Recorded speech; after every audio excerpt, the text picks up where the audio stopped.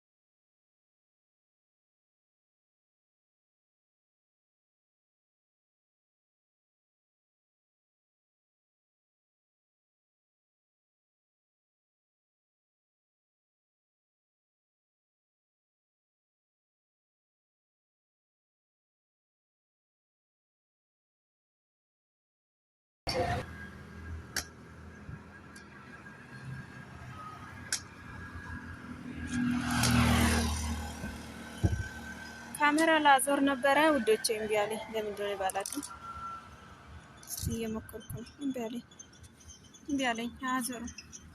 እንጃ ለምን እንደሆነ አላውቅም። እምቢ አለኝ። በቃ ዝም ብዬ እየሄድኩ ነው። እሺ ዝም ብዬ ላሳያችሁ። ሀገራችን የምታውቁ ታውቃላችሁ፣ የኩዩ ልጆች ማታውቁ ደግሞ ያው እያየን አብረን እንጓዝ እላችኋለሁ ውዶቼ። እሺ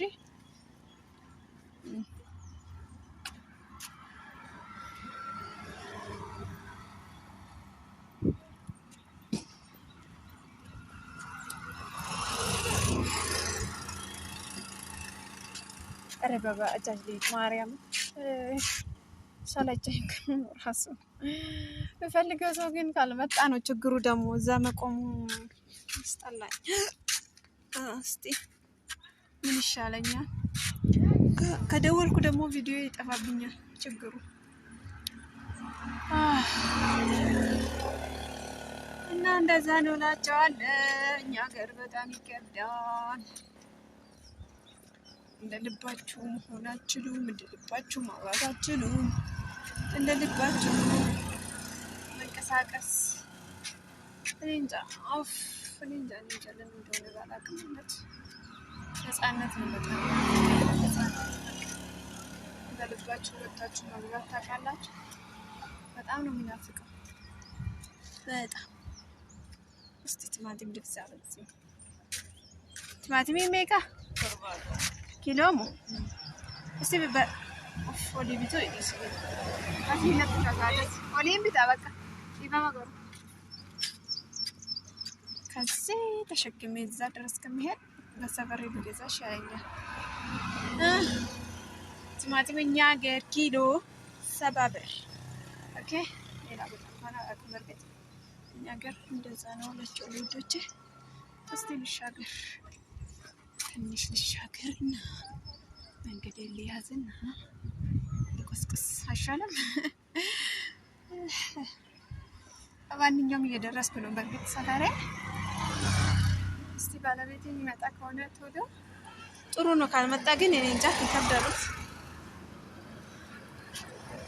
ካሜራ ግን ለምንድን ነው የማይዞረው? ወንዶች ችግሩ ምንድን ነው? ታኔ አላወኩም መስ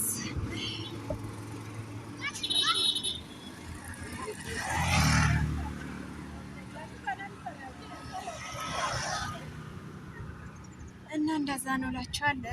ዛሬ እንደዛ ነው። ዛሬ ሐሙስ ገበያ ነው። ትንሽ ወደ ሱቅ ሄጄ ነበረ የተወሰነ እቃ ለመግዛት። ወይ ግን እውነት አንዳንዴ ህስማ ቁልፍ ኖራችሁ እቃችሁ ውስጥ ቆልፋችሁ ብትሄዱ ጥሩ ነው። ማርያምን እኔ እቃዬን በቃ አንድ ብዬ የጀመርኩ ነው እቃ መግዛት። በጣም ይስፈራል እና ሁሉም ነገር አለ ብዬ ስጠብቅ በቃ ያም የለም። ልክ እንደ አዲስ ጎጆ ውጪ ማለት ነው እቃ ስገዛ። በአሁኑ ሰዓት እቃ መግዛት ማለት ታውቃላችሁ ይከብዳል። ግን ደግሞ የሆነ የጎደለ ነገር ሲኖር ለመስራት እራሱ በጣም ነው የሚከብደው። በዛ ላይ ጾም ሊገባ ነው። ነገ እንግዲህ ፈጣሪ ከፈቀደና እሱ ካለ እንጾማለን። ዋው ውዶቼ እንኳን በእግሬ መጣሁ። አሁን ትዝ አለኝ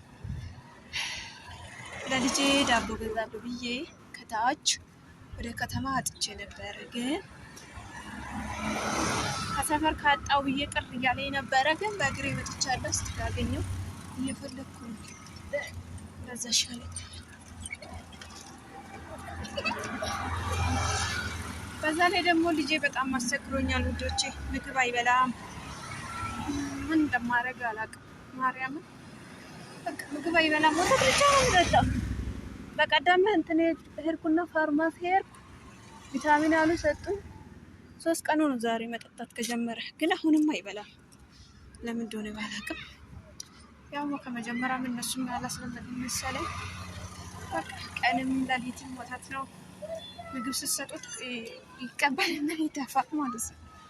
እና ለሱ ነው ያስቸገረኝ። ፈጣሪ ይርዳኝ። ማርያም በጣም ነው ያዛዘነኝ። የሆነ ንፋስ በቃ ንፋስ በሉት። እኔ እዛ አረብ ሀገር የለመድኩት ልጅ አይቼ መጥቼ ልጅ ሳየው በጣም ነው የተሰማኝ። በዛ ላይ ግዙት ልብስ እንዳለ አንድ እንኳን ጫማ፣ ልብስ ሁሉም ትልቅ ሆነበት። እኔ ግን ሀት ጫማ ራሱ ሲገዛ ማለት ነው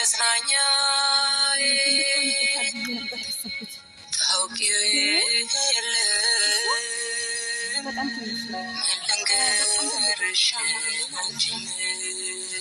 እና እንደዛ ነው ውዶች።